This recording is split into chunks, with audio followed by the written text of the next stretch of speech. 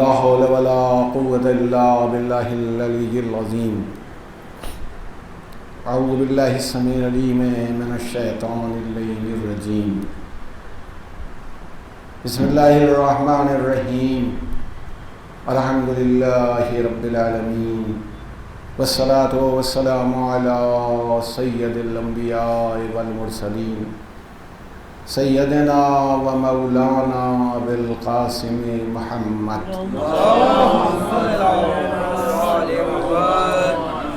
وآلہ الطیبین الطاہرین المعصومین المظلومین. استغفر اللہ الذی لا الہ الا هو الحی القیوم الرحمن الرحیم ذو الجلال والاکرام وسلہ ان یتوب علی توبۃ عبد ذلیل خاضع فقیر بائس مسکین مستقیم مستجیر لا یملک لنفسہ نفعا ولا ضرا ولا موتا ولا حیاتا ولا نشورا. اما بعد فقد قال رسول اللہ صلی اللہ علیہ وآلہ وسلم بسم اللہ الرحمن الرحیم. انی تارک فیکم الثقلین کتاب اللہ و عطرتی اہل بیتی ما ان تمسکتم بہما لن تضلوا بعدی ابدا. صلوات بھیجے محمد و آل محمد.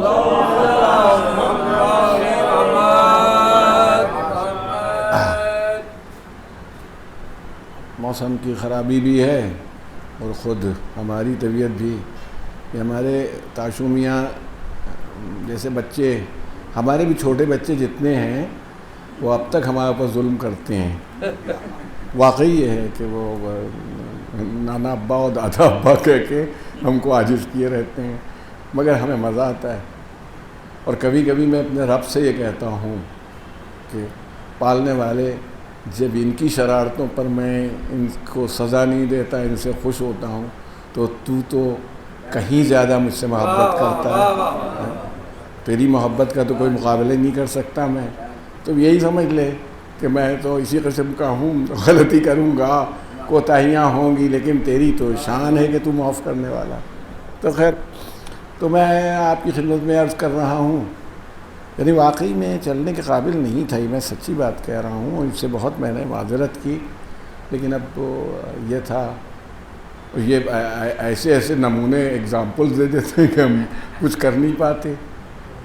وہ مولانا حمید الحسن صاحب قبلہ جیسے بزرگ، اور اللہ تعالیٰ ان کو حیات طولانی عطا فرمائے، صحت و سلامتی کے ساتھ، کہ بھئی آپ ان سے زیادہ تھوڑی بڈھے ہو گئے ہیں.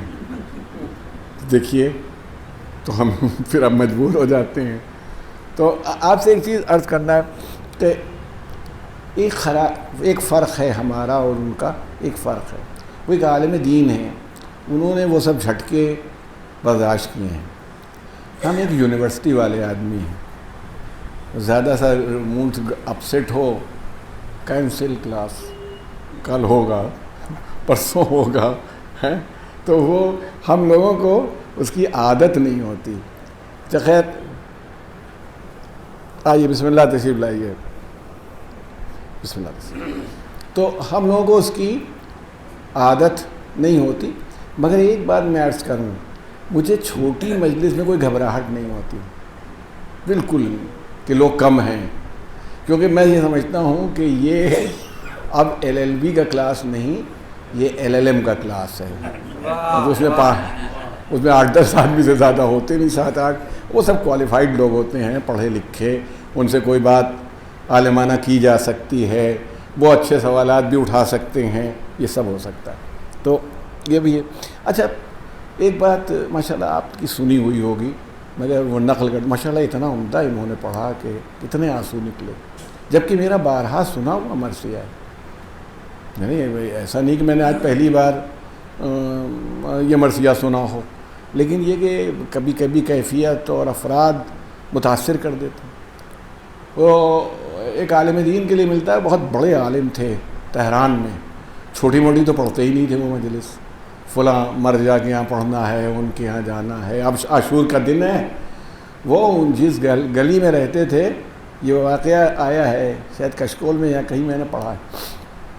تو جیسے ہی وہ نکلنے لگے، بچے چھوٹے چھوٹے تھے، انہوں نے ایک امام باڑہ بنا رکھا تھا، وہ پکڑ لیا. ان کا تھام لیا ان کو، ہماری مجلس پڑھیے. اب یہ جلدی ان کو تھی، اور ان کی نگاہ میں وہ مجلس کیا مجلس تھی، کوئی بزرگ تو ہے ہی نہیں جو سنے سمجھے، ایسا تو کوئی نہیں تھا. یہ سب بچے تھے، چھوٹا سا تابوت بنائے ہوں گے، چھوٹا سا علم ہوگا. تو وہ بہت بھاگنے کی کوشش کی، لیکن تو محلے کا معاملہ ہو یہ، تو انہوں نے سوچا کہ ہم 2-4 منٹ پڑھ کے چھٹی پاویں. خیر بیٹھ گئے پڑھنے کے لیے، اور انہوں نے جلدی روا روی میں مجلس پڑھی. جب چلنے لگے تو وہ ایک بچی جو تھی وہ چائے لے آئی ان کے لیے، ذاکر کے لیے. وہ جیسے ہی انہوں نے منہ سے لے آئی، وہ ٹھنڈی تھی، انہوں نے اٹھا کے پھینک دی، ہو گئی بات. اس بعد چلے گئے. اب بڑی والی مجلسیں پڑھیں. رات میں معصومہ عالم کو خواب میں دیکھا.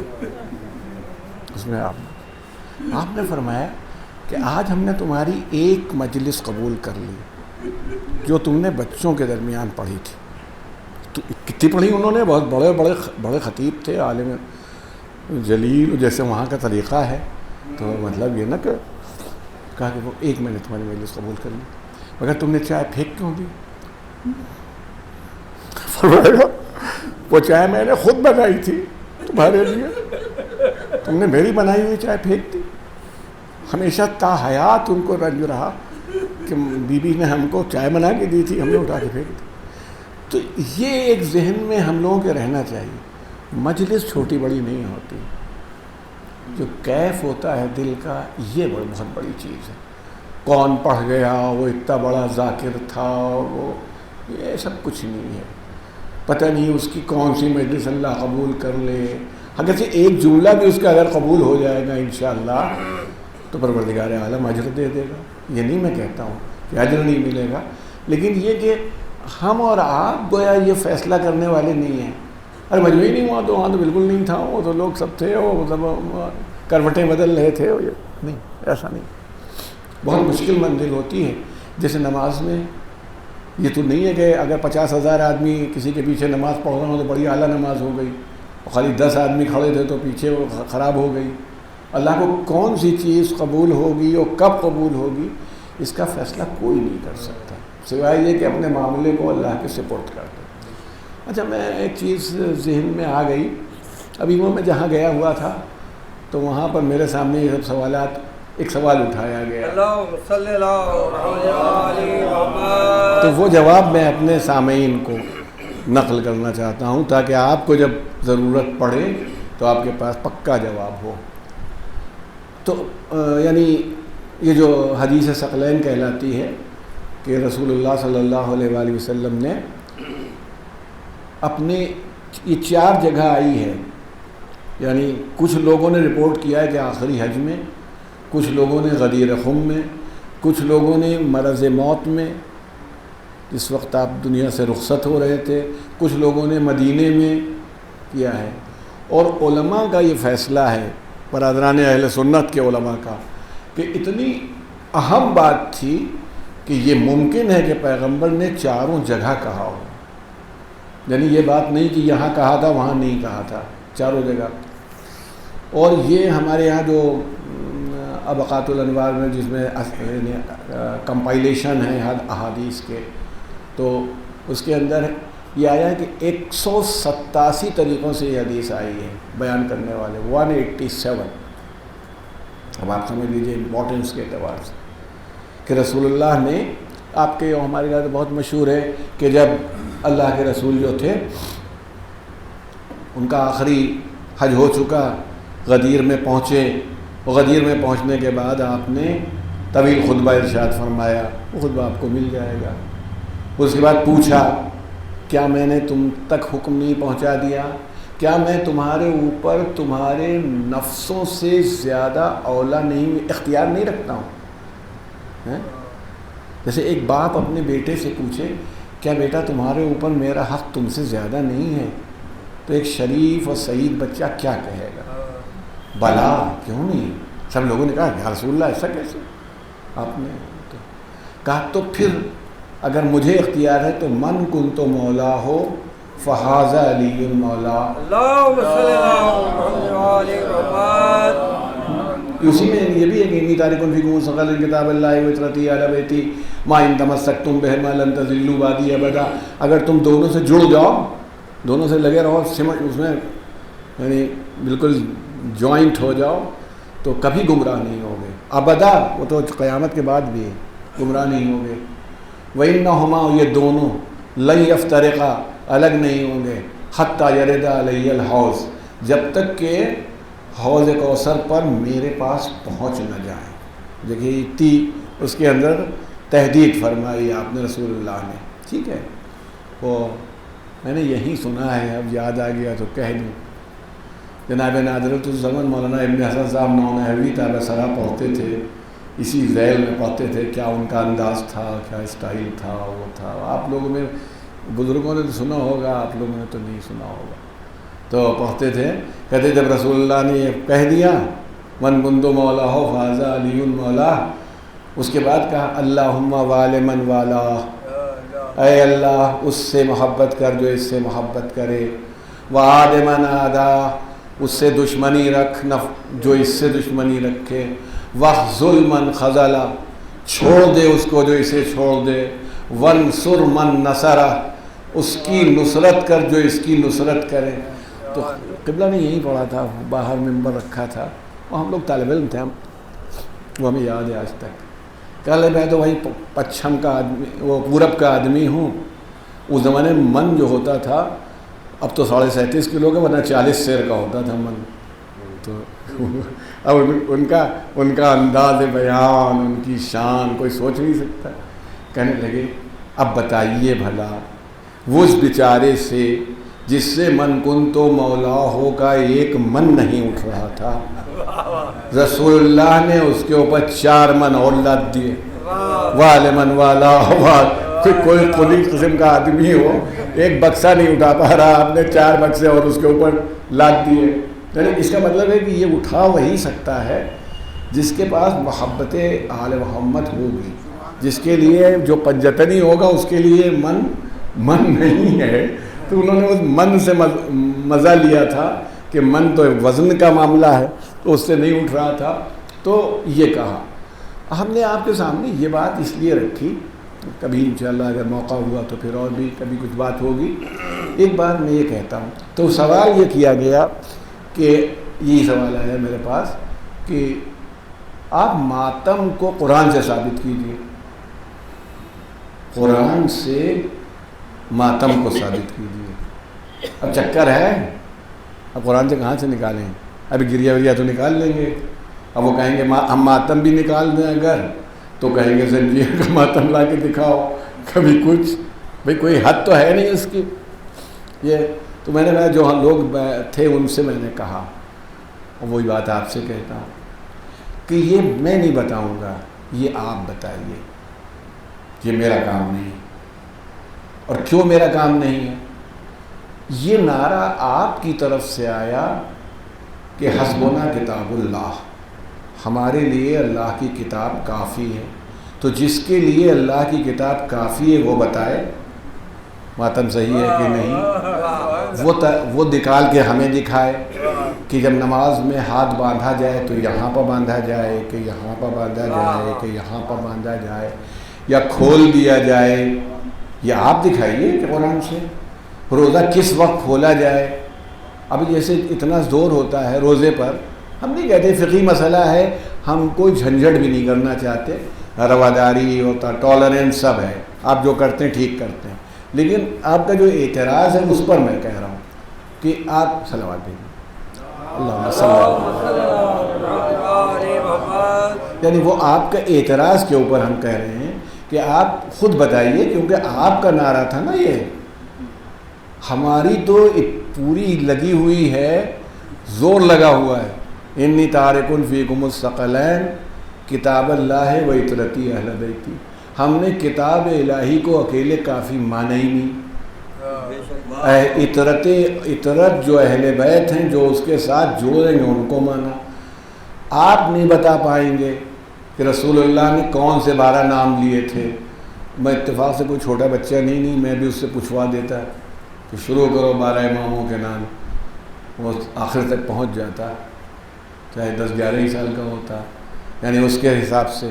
تو ہم تو اس کے قائل ہی نہیں، ہم تو قائل اس بات کے ہیں کہ قرآن اور اہل بیت، وہ جاتے وقت یہ بھی نہیں کہ چھوڑ کے چلے گئے، تو الگ نہیں ہوں گے. اب سامنے نہیں ہیں تو پھر علماء کا ایک سلسلہ ہے، مراجع ہیں، ان کی فکر ہے، وہ بتائیں گے تو ہمیں تو کوئی پریشانی نہیں. ہم ایک صلوات بھیجیں محمد.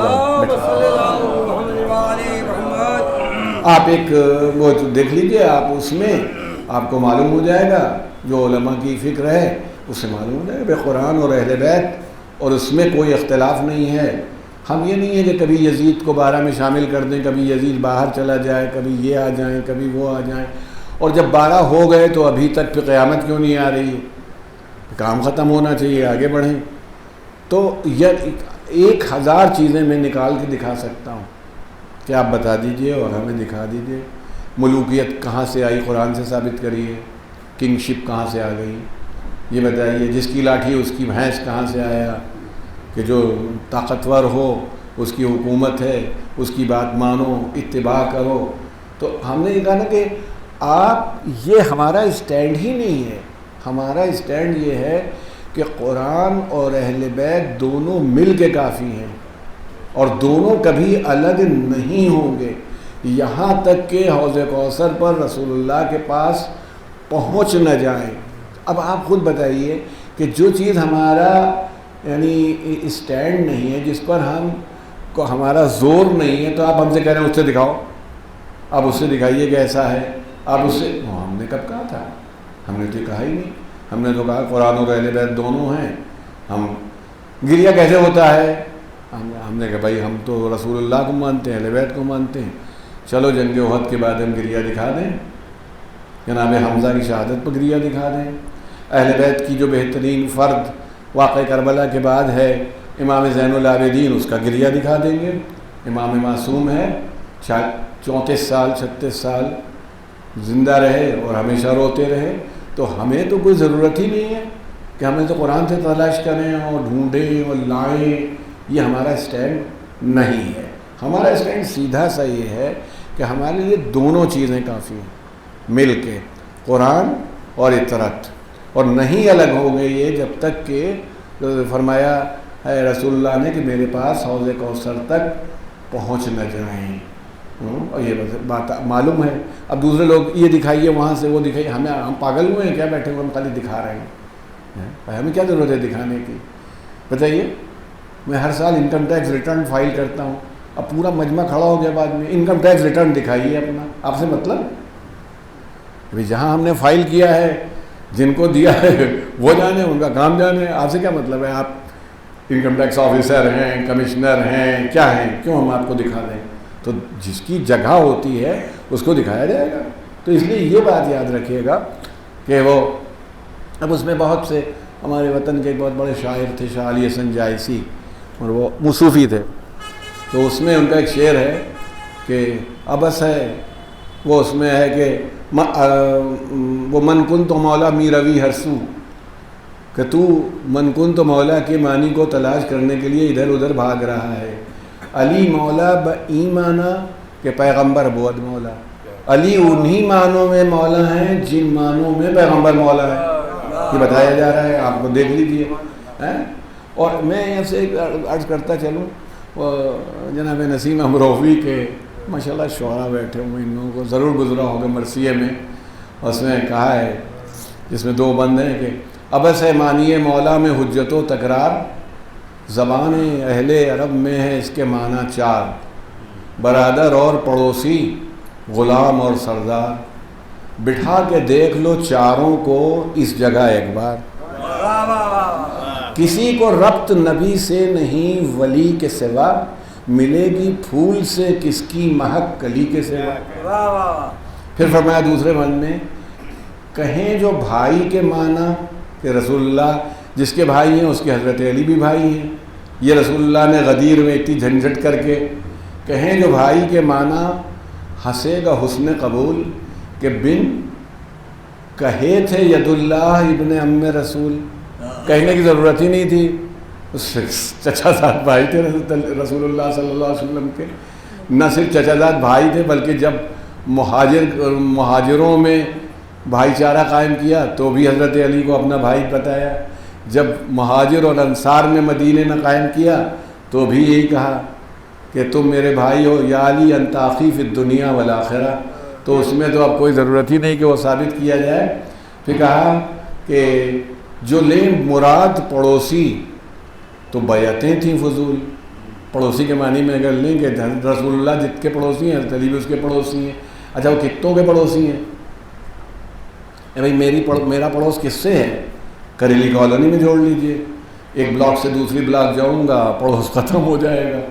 رسول اللہ اتنی بڑی امت کے لیے کہہ رہے ہیں کچھ، تو جو لے مراد پڑوسی تو بیعتیں تھیں فضول، یعنی اگر آپ اس سے یوں کہیں تو یہ بھی نہیں۔ غلام سمجھیں نبی کو تو ہوں ظلوم و جہول، ظالم کا بھی باپ دادا ہوتا ہے ظلوم، اور اونچا کہ وہ اتنا مبالغہ ہے اس کا، اور جاہل کا جہول ہوتا ہے۔ تو نسیم امروہوی صاحب نے فرمایا کہ جو رسول اللہ کو معاذ اللہ غلام سمجھیں تو پھر ظالم بنیں، جاہل مطلق بن جائیں۔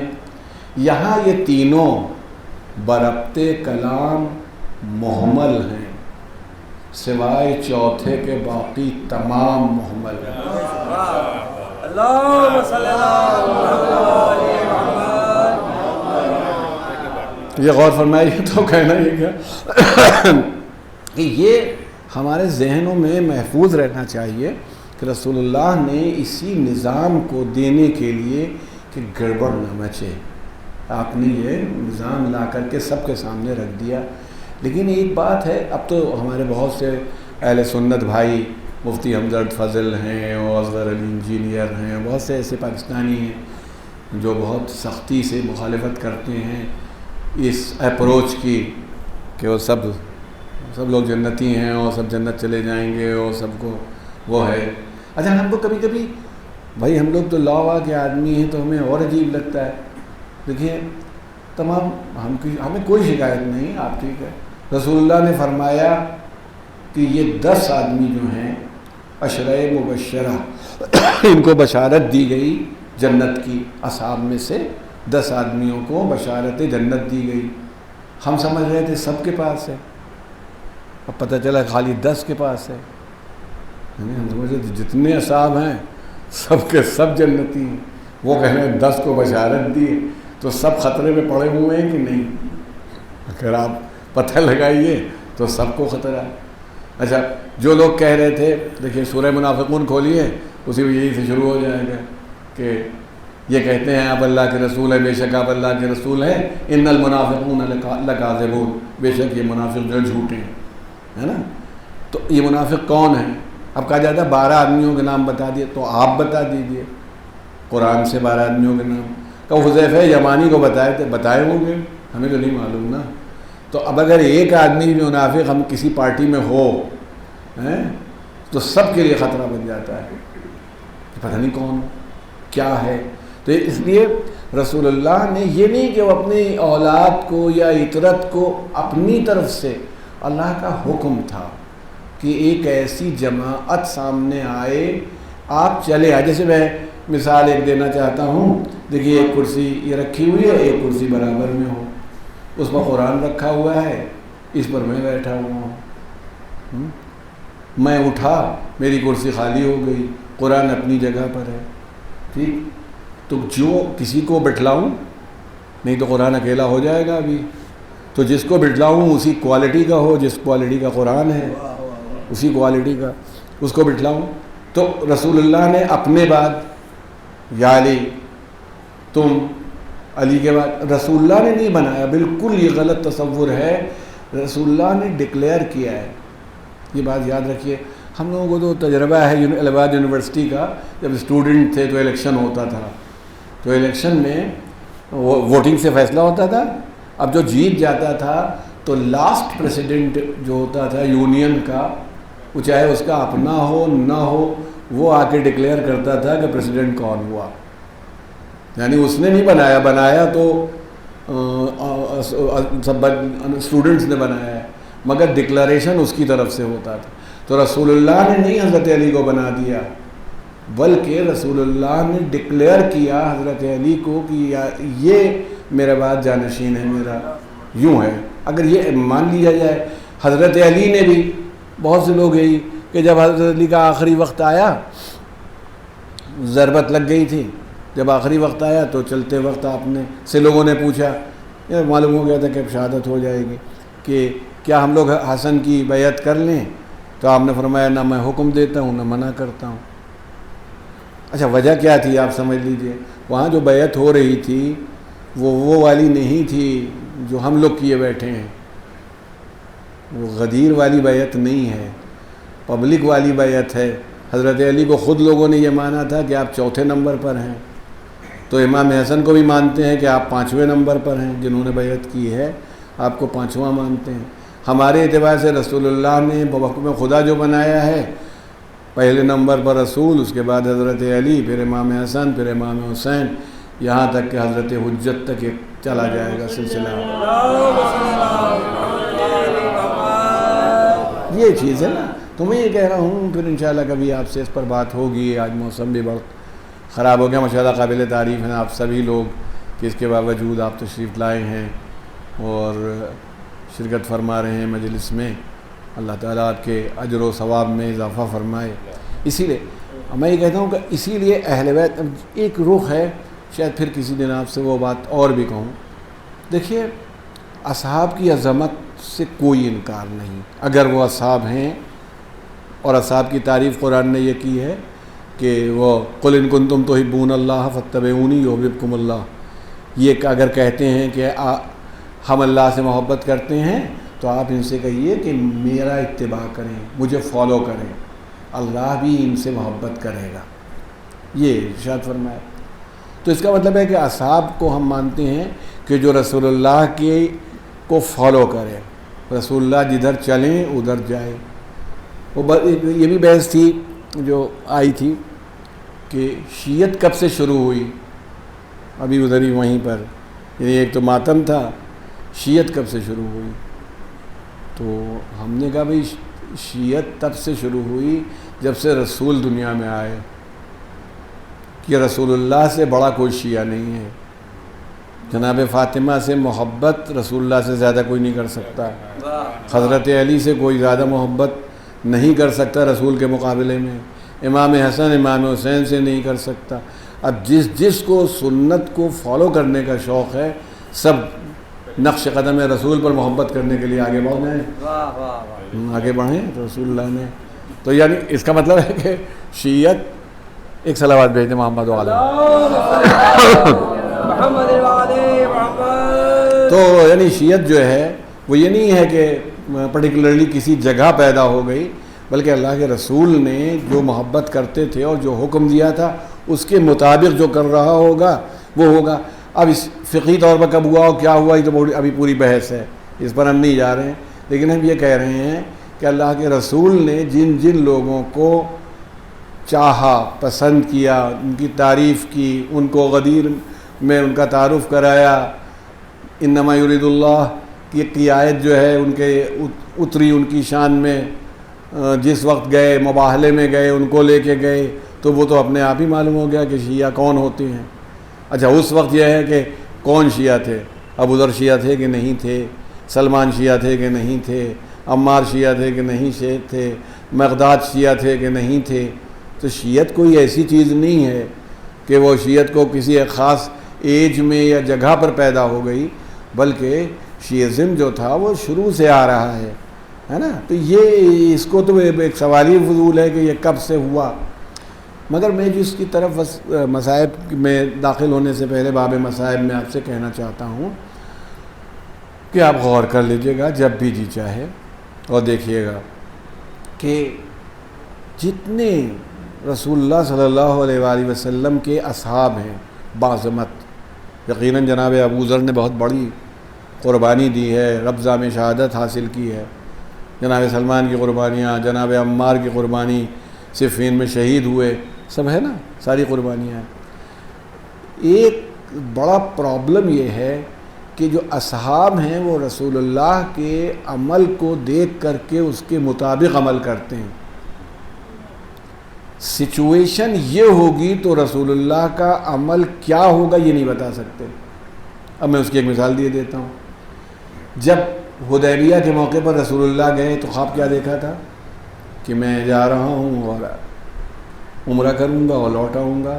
سب لوگ تیاری سے گئے, میں جانور وغیرہ کے گئے تھے. اللہ کا حکم ہوا نہیں, وہ وہاں سب شروع ہو گئی, بات چیت شروع ہو گئی. اور بات چیت شروع ہو گئی تو اصحاب نے ہی کہا تھا کہ یہ کہا تھا کہ آج جیسا شک ہمیں رسول اللہ کی رسالت پر ہوا ایسا کبھی نہیں ہوا تھا. تو اس کا مطلب ہے کہ حضرت علی کو شک نہیں ہوا. بیٹھے ہوئے لکھ رہے تھے کہ آج جیسا شک مجھے پیغمبر کی معاذ اللہ رسالت, بلکہ واحد جگہ ہے جہاں حضرت علی نے رسول اللہ کے کہنے سے کوئی چیز نہیں کاٹی. وہ کہہ رہا تھا محمد رسول اللہ کا رسول اللہ کاٹ دو, تو آپ نے ان سے کہا ہٹا دو, محمد ابن عبداللہ لکھ دو. تو امیر المومنین نے کہا میں آپ کو اللہ کا رسول مانتا ہوں, میں کیسے کاٹ دوں؟ تو پیغمبر نے خود حذف کر دیا, چلیے ہو گیا. تو اس کا مطلب یہ ہے کہ کیا ہوگا یہ کام اصحاب نہیں بتا سکتے. رسول اللہ کی کتنی سفرنگ مدینے میں ہیں, مگر بدر میں کیا ہوگا کوئی بتا سکتا ہے؟ ایک صحابی مر گیا مکئی میں, وہ بتا سکتا ہے کہ مدینے میں رسول اللہ کیا کریں گے, بدر میں کیسے لڑنے کے لیے جائیں گے؟ اور کوئی تیاری بھی نہیں تھی. 2 گھوڑے لے کے, وہ بھی پہلوانوں سے لڑنے کے لیے, جو ہیں مثال کے طور پر ایک نیشنل ٹائپ کی ٹیم آ گئی ہے اور الہ آباد کے ڈسٹرکٹ پلیئرز جٹے ہوئے ہیں لڑنے کے لیے. سمجھ رہے؟ آپ غور کیجئے کہ وہ لوگ جو لڑنے کے لیے گئے تھے وہ اس قابل بھی نہیں تھے. ان کے پاس کل 2 گھوڑے تھے, 7 یا 8 تلواریں تھیں, باقی سرکنڈوں کے تیر تھے, 313 تھے. اس کے مقابلے میں وہ 1000 نیشنل پلیئرز آئے تھے, سب لڑنے کے لیے آئے تھے. وہ تو اگر امیر المومنین نہ ہوتے تو قیامت آ جاتی. حضرت علی نے 70 مار دیے, 70 کے جو تھے اس میں 35 اکیلے ہی مار دیے تھے, اور مسلمانوں میں 14 ہی مرے تھے. پگڑ مچ گئی وہاں, بڑے بڑے لوگوں کا صفایا اور ستھراؤ ہو گیا. تو کہنا یہ ہے کسی کو معلوم تھا بدر میں کیا ہوگا, احد میں کیا ہوگا کوئی جانتا ہے پہلے سے, خندق میں خندق کھودی جائے گی اور روکا جائے گا کوئی جانتا ہے. جب تک یہ واقعہ پیش نہیں آ گیا کوئی نہیں بتا سکتا. اہل بیت کی شان یہ ہے کہ وہ بتا سکتے ہیں کہ اگر یہ سچویشن ہوگی تو کیا کیا جانا چاہیے. بس میں آپ کی زحمت تمام کرتے ہوئے دیکھیں دکھانا چاہتا ہوں, آپ غور کیجیے.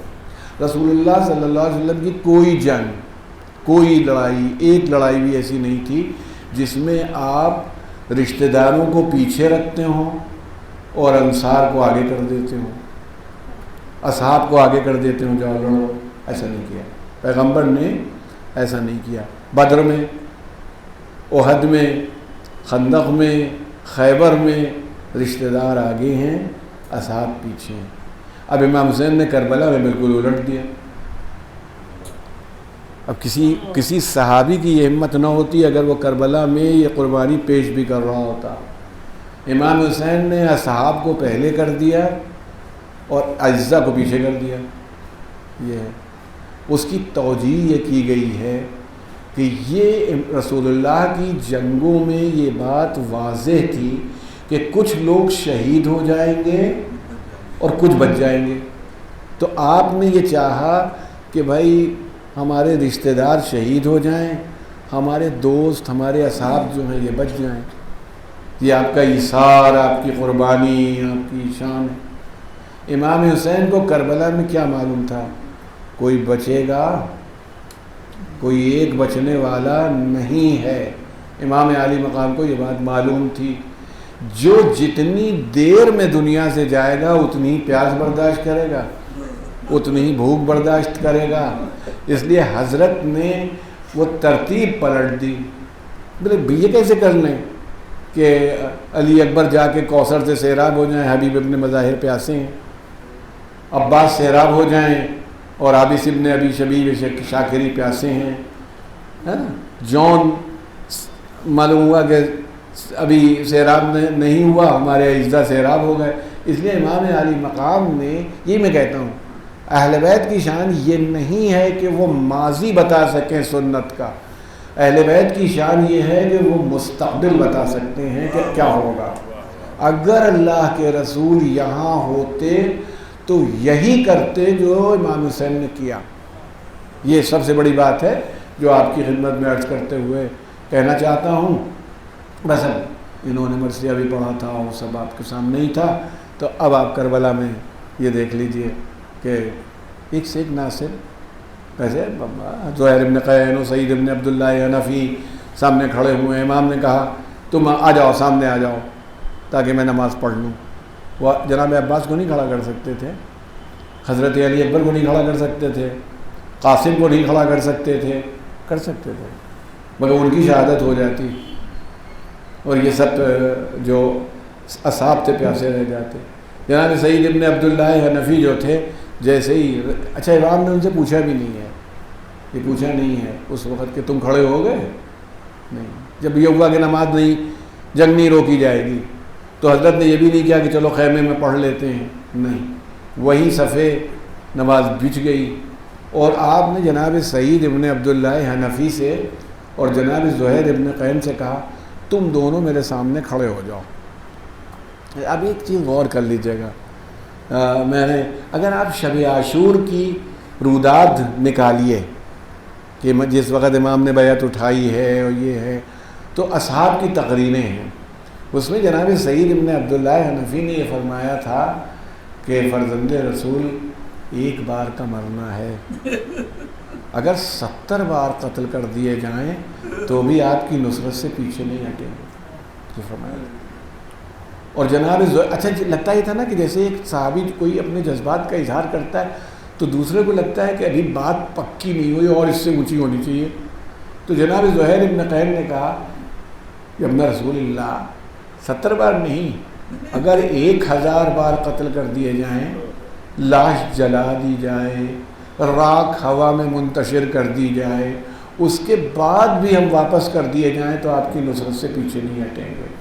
بس میں آپ سے یہی بات متوجہ کرنا چاہتا ہوں، آپ غور کر لیجیے گا کہ شان کیا ہے امام علی مقام کی کہ انہوں نے کہہ دیا. امام نے، میں یوں کہتا ہوں کہ کسی مجاہد کو خالی نہیں جمع کیا، ان مجاہدوں کو جمع کیا جو ایک بار نہیں 70 اور 1000 بار شہید ہونے کے لیے تیار ہوں. یہ کہا ہی نہیں کہ تم شہید ہو جاؤ سامنے سے، نہیں، یہ نہیں کہا ہے. آپ جملے دیکھ لیجئے امام کے جو ہے، تم لوگ سامنے کھڑے ہو جاؤ تاکہ میں اپنی نماز تمام کر لوں. میں کھڑے ہو جاؤ تاکہ میں اپنی نماز تمام کر لوں، اس کا مطلب ہے تمہاری ڈیوٹی ہے کہ جب تک میں سلام نہ پھیر دوں کھڑے رہنا. اب تیر چل رہے ہیں، ان کا پورا زور ہے کہ حسین کی نماز نہ ہونے پائے، حملے ہو رہے ہیں، سارا زور لگا ہوا تھا. اور آخر کار کیا ہوا کہ جیسے ہی امام نے السلام علیکم کہا، جناب سعید میں بالکل دم نہیں رہ گیا تھا، وہیں پر گر پڑے اور شہادت ہو گئی. مگر جناب زہیر ابن قین میں ابھی اتنی قوت تھی، بازو شل ہو گئے تھے بالکل تیروں کو روکنے کی وجہ سے. امام کے قریب آئے، زانوں کے بھل بیٹھے اور ایک بار آواز دی، فرزند رسول اوفیت یا ابا عبداللہ، کیا میں نے وفاداری یا وعدے کا حق پورا کر دیا؟ حضرت نے فرمایا نعم. کہا اچھا تو پھر اتنی اجازت دے دیجئے کہ اب آپ کے لیے پھر سے جہاد کر لوں. یہ آپ بتائیے کہ ایسے افراد، یہ میں کہتا ہوں اتنا بڑا کمال ہے کربلا میں. نہیں، آپ دیکھ پائیں گے کسی جنگ میں رسول اللہ کے ساتھ، رسول اللہ کی معاذ اللہ کوئی کمی نہیں ہے. ابھی زمانہ اتنی ترقی نہیں کر پایا کہ اصحاب اس شان کے ہو جاتے. امام حسین نے اپنے اصحاب کو اس منزل پر پہنچا دیا کہ وہ جان دینے کے لیے تیار ہو گئے، اس منزل پر آ گئے. وہ آپ دیکھتے رہتے ہیں. مگر یہی میں کہتا ہوں کتنی مشکل منزل تھی جو آپ نے دیکھا کہ گزر گئی. نماز عصر ظہر بھی ہو چکی، اعزہ جانے لگے، رخصت ہو رہے تھے. اب آپ خود بتائیے، امام نے دو بڑی بیٹا بہت بڑی چیز ہوتی ہے جو صاحبان اولاد محسوس کرتے ہیں، مگر اہل بیت کے لیے نہیں ہوتی.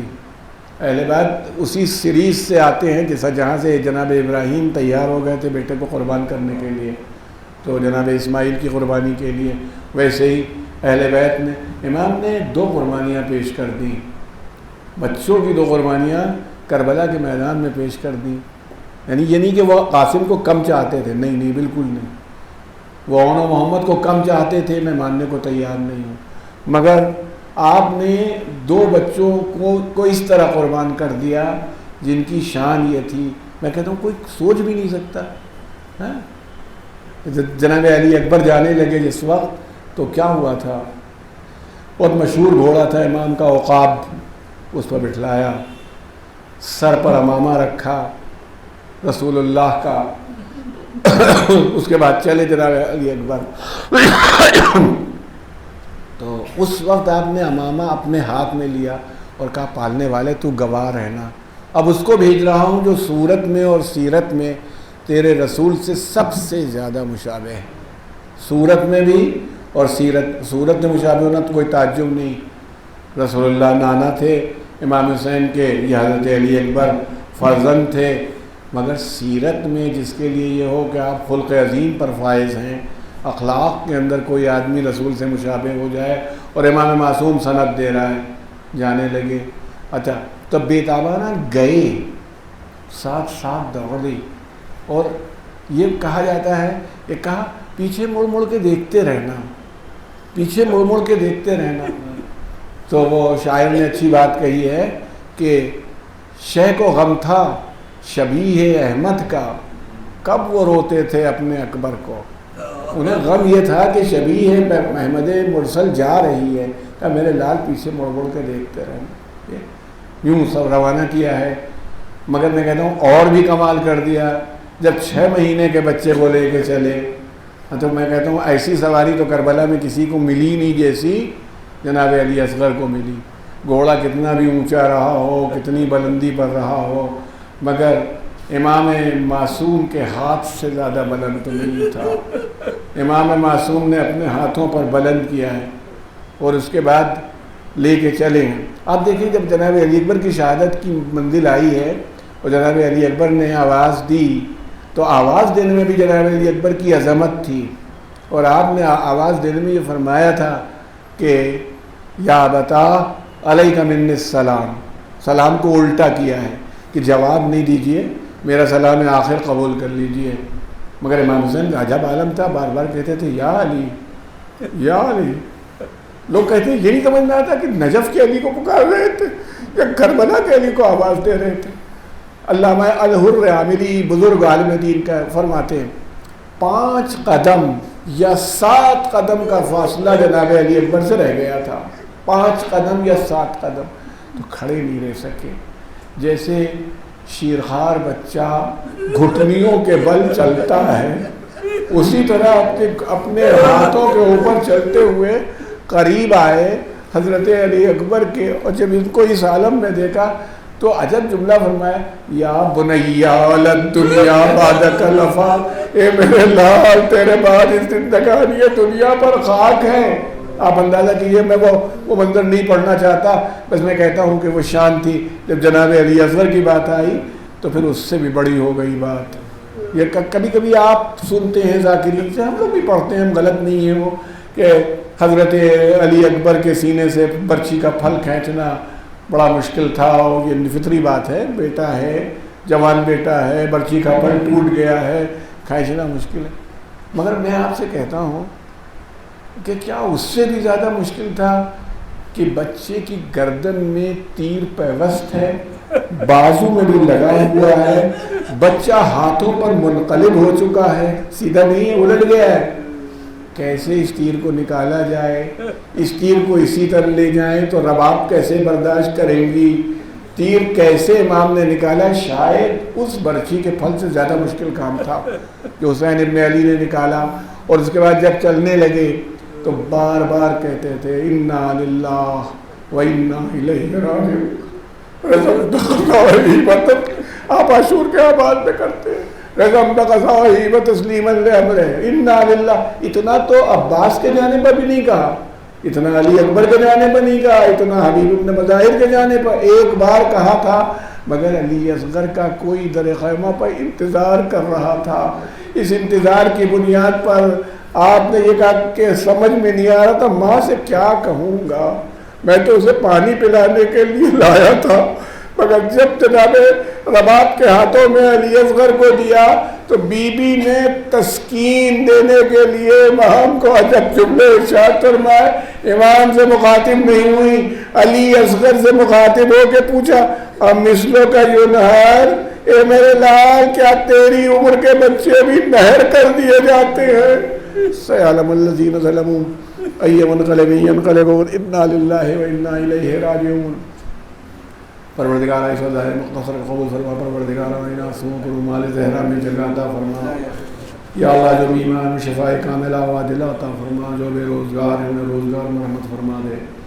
یا اللہ پرچم حق کو سر بلند فرما دے, پرچم باطل کو سر نگو فرما. ہمارے امام کے ظہور میں تعجیل فرما دے, ہمیں ان کے عوام و صحاب و انصاب میں قرار دے. ماتم حسین.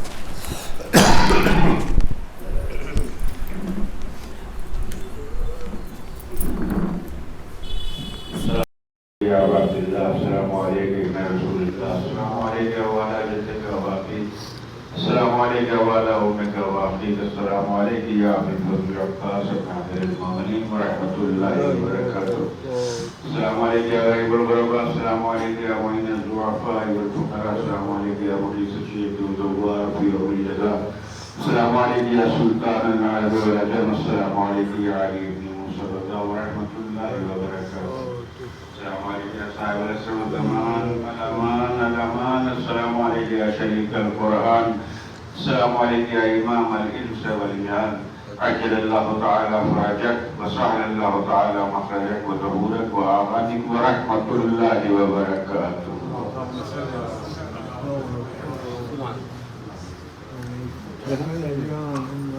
حضرات گرامی, مثل سالہ ما سبق انسان بھی اسی خانہ آل محمد میں 25 محرم الحرام کو ایک مجلس ادا بغرض ایصال ثواب نواب سید محمد عسکری منعقد ہوگی, جسے خطاب فرمائے تھے فقیر جناب امیر, ناشر اعلان غدیر, خطیب معدد جناب جاوید اکبر صاحب.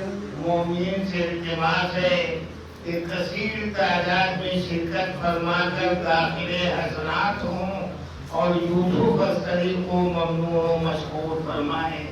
شکریہ.